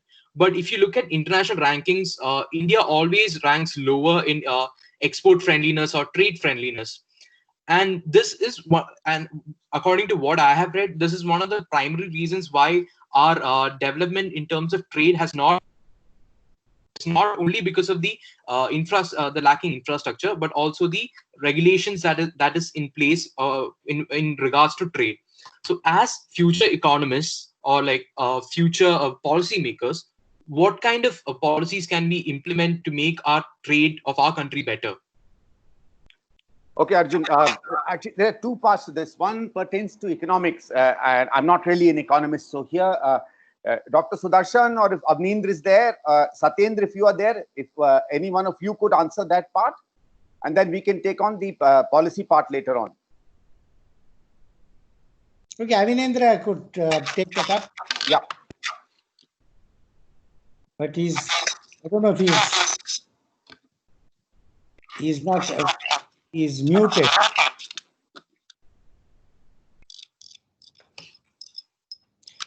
What was the question? I missed it. Doc, your audio is not clear to me. No. What was the question? Hello. Yes, sir. Hello. Arjun, just ask your question again. Yes, sir. So it was about how we can make India's trade regulations much more friendly to international partners, and which would actually boost our economy much better. Yeah, that's the stated policy of the government has been that we must make our rules, regulations, procedures more friendly, and we've been tracking something that the World Bank does, which is called the ease of doing business rank orderings of countries. And in recent times, since we've moved up that rank ordering by a few ranks, the government has complemented itself. But there remain a number of reforms that need to be taken. And my concern simply is this, that because of the COVID-19 and also because of the strains in our foreign policy, there is an increasing pressure to, in a way, move back on the reforms that were begun in 1991. Somehow, for instance, the expression used by the Prime Minister Atmanirbhar, it could be interpreted as, oh, let's depend only on ourselves and cut out the rest of the world as if it's not important. That needn't be the understanding of that. You could be self-reliant and interconnected, but there is a concern that I read this morning in the newspapers that the government is thinking of introducing that you need to get a license to purchase a color TV abroad. Now, that's regressive in my view. Any economist would hold that kind of a policy move as not in the best interests of the economy, because the fundamental presumptions in economics are that free trade is good, everybody gains from trade. We can complain that the Western countries or some powerful economies gain more, but no one loses from trade. That's the point. Everybody gains from trade. And therefore, this idea that you need to kind of restrict, don't buy from certain countries and so on because of extraneous circumstances. Now, a nationalist sentiment has nothing to do with economic logic and economic analysis. And therefore, if you're primarily interested in the well-being and the welfare of people and their employment and the growth of the economy, you got to treat that separately and not allow other kinds of things that may be politically advantageous to come in. Now, obviously, in a democratic polity, and Sandeep would know this much better than most of us, you cannot ignore the fact that political sentiments and views carry weight among the policymakers. What comes on the policymaking agenda is, as I mentioned in my talk, often influenced by the political calendar. So if there's an election around the corner, certain decisions will be brought forward, which might otherwise not have been given prominence. So from an economist's point of view, it's possible to state as honestly as we can what are the implications of these things. But that doesn't mean that's what is going to happen. Because, as I said, decisions in public policy are not only determined by some experts' advice. All people in public life must respect what the public thinks is important. Now, what experts think is important may be a little different from what the public thinks is important. But in a democratic polity that has a pulse on the sentiments of people, you can't ignore the fact that people may feel strongly patriotic or nationalistic and say they will boycott goods from some other country. What I would say is that's fine. If anyone feels patriotic and nationalistic and wants to boycott goods from China, they should make it their individual decision to do so. It's not a very wise thing for this government to legislate that those goods should not be purchased. You see, in the end, the consumer is king, as we know, and we could leave it to individual consumers. So if the vast majority of us think China has betrayed us and therefore we must teach them a lesson and we will not buy Chinese goods, we mustn't, right? But we cannot say that the state shouldn't interfere in economic policy, because on the one hand, you cannot say you're committed to multilateralism, ease of doing business and expanding the economy and connecting the economy to the global economy. And on the other hand, say, oh, we are pissed off with China, therefore we are going to do something. So that's simply not the way to go about it. That's my view. So there is a place for economists and advice from economists. There is a place for that. It must be taken into consideration. But not all decisions taken in public life are entirely determined by economists. And I personally don't think that we must elevate the cult of the expertise to a very high level. Because as I said in my part of the talk, there are lots of uncertainties and complexities in human life, in human psychology, in human behavior. And therefore, economists must be modest and humble in their predictions as to what would happen. They can give the best judgment, and therefore, just as all social science has its limitations, we mustn't elevate this into some cult of the expertise. It is not just economics. I mean, I would say the same thing about epidemiology. It seems to be a little more scientific than social science conclusions, but actually, epidemiologists disagree. The epidemiologist in Sweden had a completely different view as to how to tackle COVID-19 compared to epidemiologists in the World Health Organization or somewhere else. So I'm saying, therefore, we must appreciate that people in public life, people like Sandeep Dikshit, have to factor in elements that are not limited to what the experts say. The experts must be listened to and heard, but their viewpoint cannot be, we are not a technocracy, we are a democracy. And therefore, something about public 29 July sentiment uh is, गया, बबलू भागा ही जा रहा, बबलू आओ, police के आगे बबलू, बबलू के पीछे police, Bablu Bablu Bablu Bablu भाग गया है, देखो बबलू, जैसे बबलू खेल रहा हो अक्कड़ बक्कड़ बॉम्बे भो, 80-90 पूरे 100 में लगा धागा, बबलू निकल कर भागा, बबलू ने पुलिस को बबलू बना दिया है। इस तरह से आप देखें तो थाने से कोई कैसे भाग सकता है? well, that was a nice interlude. So, over. Thank you, sir. Hello. Well, Thank this you, is sir. Satyendra here. Okay, I think Dr. Sudarshan very comprehensively answered some of the queries that Arjun raised. I just want to chip in with one point here. Is that when you were saying what is it that we could do, Arjun, the whole issue of international trade and foreign trade, while at one level, if you look at it purely from the line of economics, progress, growth, and what it can do to help our economy, our manufacturers, our consumers, I think the answers become much clearer. I don't think there are too many sides to that debate. Of course, there are some issues with regard to some form of protectionism that nascent industries or industries that have not really come up to scale or got technology that other countries have may need, and countries and regions in time to time can have those kind of protectionism. But when international trade, especially in the context of countries that have a colonial past, and India is one of them, there is a very strong political element out of it. See, basically, most of us still have the blood of the fact in our genes, the fear that anything that is foreign is in some sense something that's not good for us.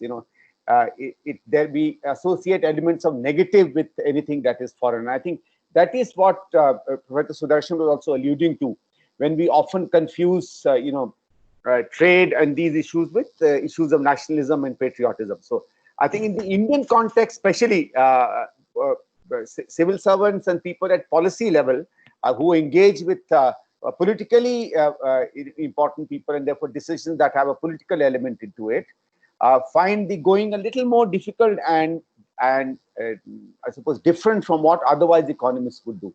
Now, if I go back to the earlier question that Yashwardhan had asked when he had asked a question about demonetization, let me take it from there and very clearly state, again, it becomes important for economists.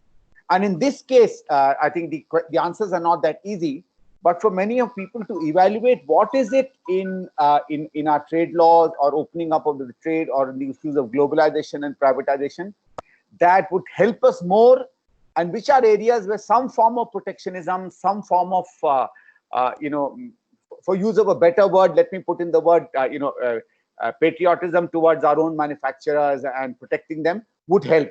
And that is where the balance comes, and that is where I think a good economist becomes different from a great economist. And great economists are those who also understand the politics and the political economy of their whatever they prescribe towards policy. Okay.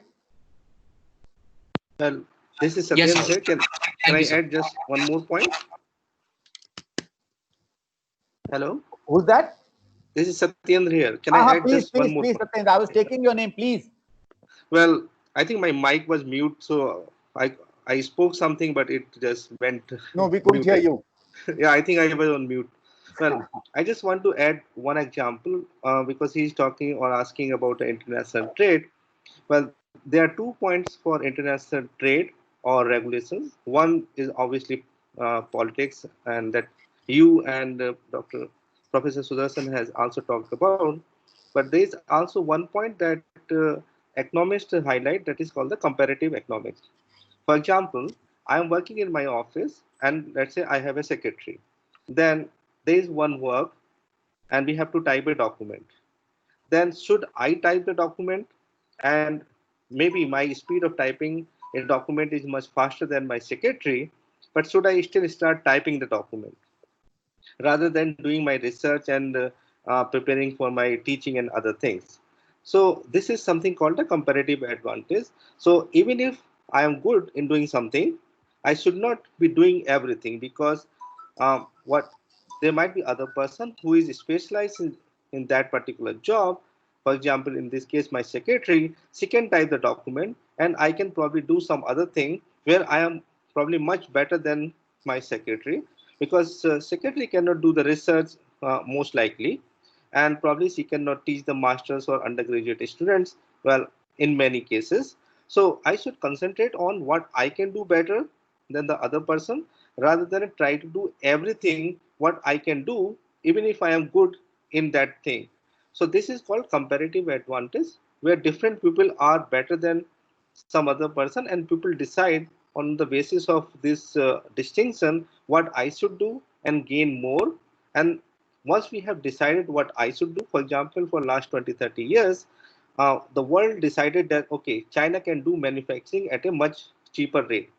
So let the China do this dirty manufacturing job, and most of the Western world decided, okay, we want to do the research or start manufacturing high-end product. For example, when Apple does the designing, they design, and most of the money when we are buying, let's say, $1,000 mobile phone goes to Apple, where Apple doesn't manufacture in anything in America. They get manufactured things in China or other Southeast Asian countries, but because they are doing the so-called high-end job of designing it, they get most of it. But everyone is getting benefit. Apple has become one of the biggest company in the world, and China is also getting benefit by manufacturing these things. So this is something called comparative advantage.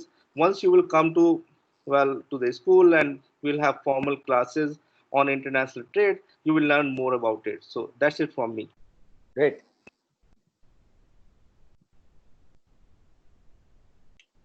Okay, more questions, please. Yes, sir. This is Amlan. Amlan. Yes, sir. Okay. So you spoke about how other countries' influence came into India about 3 centuries ago, and the world has seen an increase in interdependence and everything because of globalization.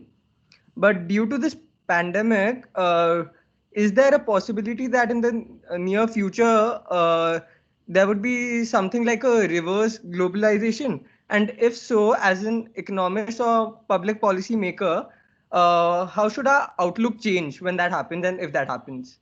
Okay. Look, it's when something extraordinary like this happens, I think it's a little difficult and dangerous to dwell in the world of prediction. But I'd still dare and venture out and say some things. First of all, when I was saying international influences or trade, last 3 centuries, it increased over the 3 centuries. International trade has been a reality ever since human beings settled and started producing products, and they needed. So there've been great international trade from about 3,000-4,000 years back. My personal thing with regard to what would happen, say within 6 months or a year after the pandemic, is that I don't think it will change too much. I think lot of what's happening due to trade and the way it's been happening, exchange of goods produced in one place and sent to another, the advantages of what Satyendra ji said in terms of economies, of different comparative advantages, a different area, what we produce in one area will be produced more efficiently, and it's cheaper to buy from them rather than produce ourselves.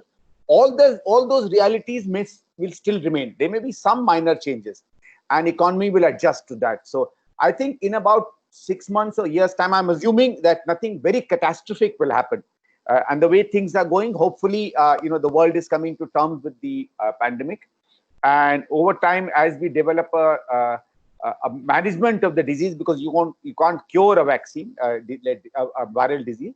But once we develop better management of the disease, and perhaps if an effective and a safe vaccine comes, then the going out and interacting dangers of COVID will go down.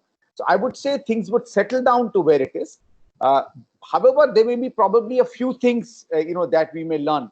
For a few years' time, international travel would perhaps be a little more, people would be a little more wary and less open to doing that. So maybe exchanges through mediums other than physical meeting would perhaps increase a little more. But I think that was a trend which was in any case going on. I don't think this pandemic has really pushed electronic-based interactions that much, except for teaching. We wouldn't have had this web seminar if our university was open, but for the pandemic. I think, but for these things, there will be some gradual increase in interaction or interaction technology. But I don't think with regard to manufacturing others, many things would change. There may be a little more investments in the fields of health, and perhaps a sector that's not given enough finance and money in many nations, including ours, for a long period of time. Hopefully, some much needed emphasis may happen in factors like health, and especially public health. Plus, now when people in public health ask their governments for funding and support for research, which is very, very important to get new medication, discover new impacts of medicine, make people healthier, make our lives longer, reduce the misery that comes out of disease. When people and scientists and doctors ask their governments for more money on this front, perhaps governments will ease up a little more and be a little more open to this kind of investment. Apart from that, I don't really think something extraordinary will happen. So when Amla, you asked this question, Amlan, whether as economists and as public policy students, would we really have to start rethinking? I'm saying, but I'm saying with all the caveats that I just may be wrong and extraordinary things may happen, because you can't really predict the future when something so widespread happen. But I would say I don't think you would have to change much. But what I would say is factor in the fact that some changes would happen, and that economies don't have to continuously grow on the medium of always meeting each other and traveling. And perhaps we need to put in a lot more money when we come into the policy making levels into things like education, health, public health, sanitation, hygiene, etc. Thank you so much, sir, for taking the time and my question. Yeah. I have a... Touch me, touch me, touch me. Kiss me, kiss me, kiss me. Where does all this music start coming from? Touch me, touch me, touch me. Kiss me, kiss me, kiss me. Hold me, hold me, hold me. Oh.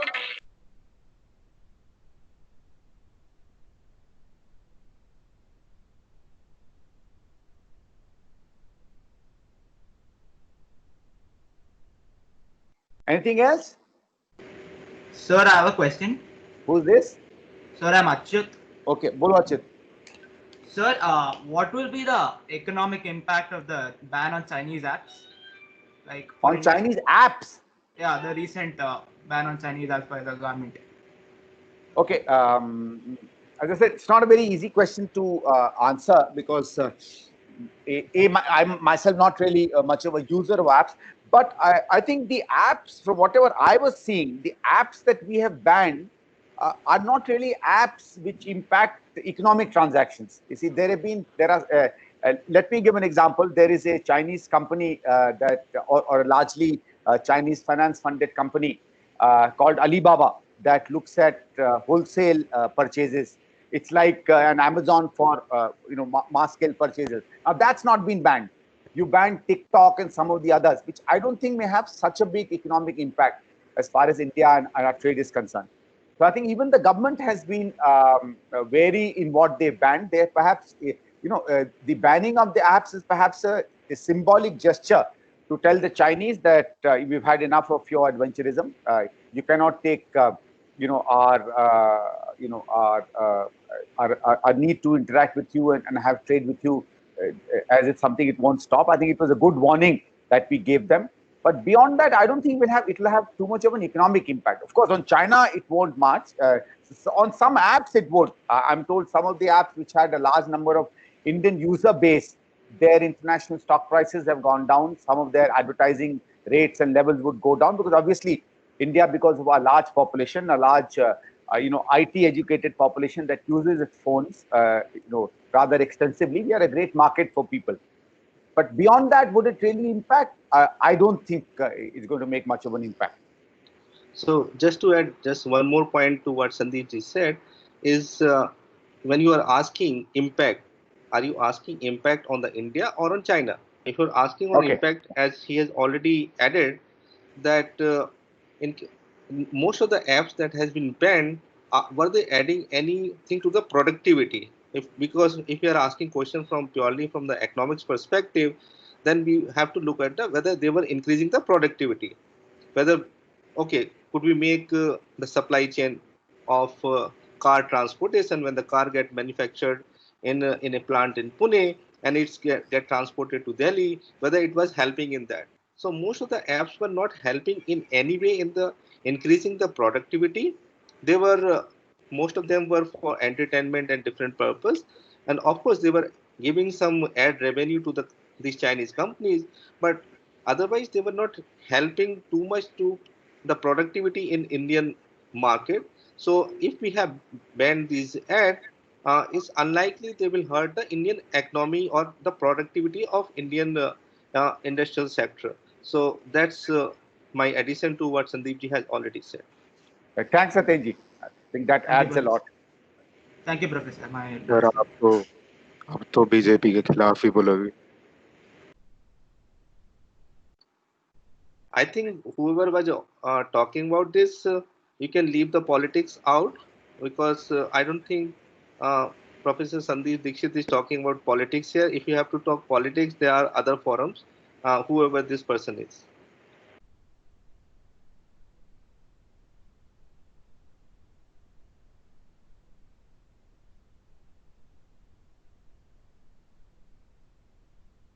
Okay, any more questions?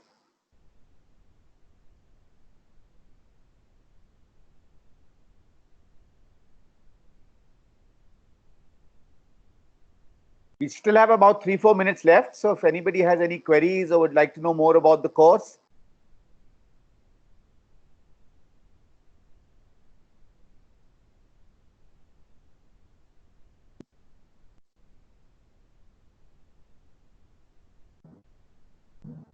Hello.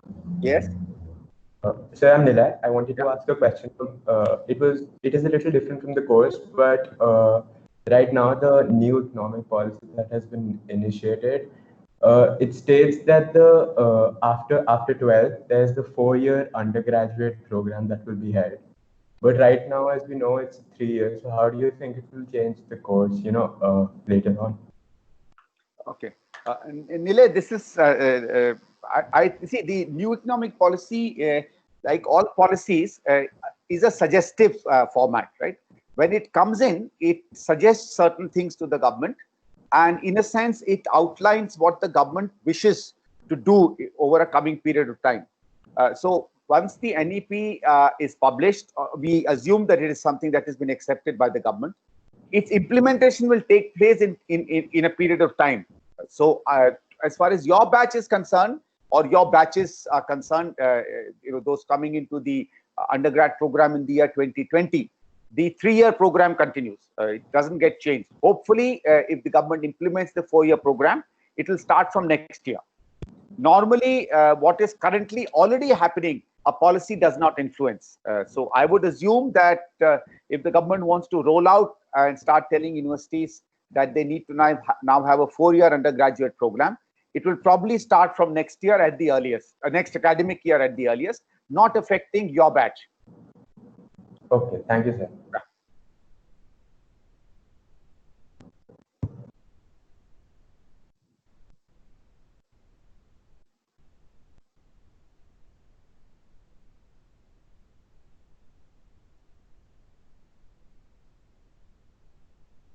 Anyone else?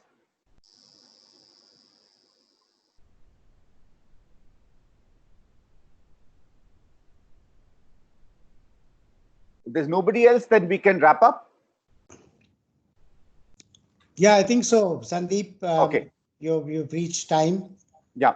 So, and thank you for taking this session. no, thanks to all those who remained listening to us. Thank you very much, and hope everybody has a good lunch.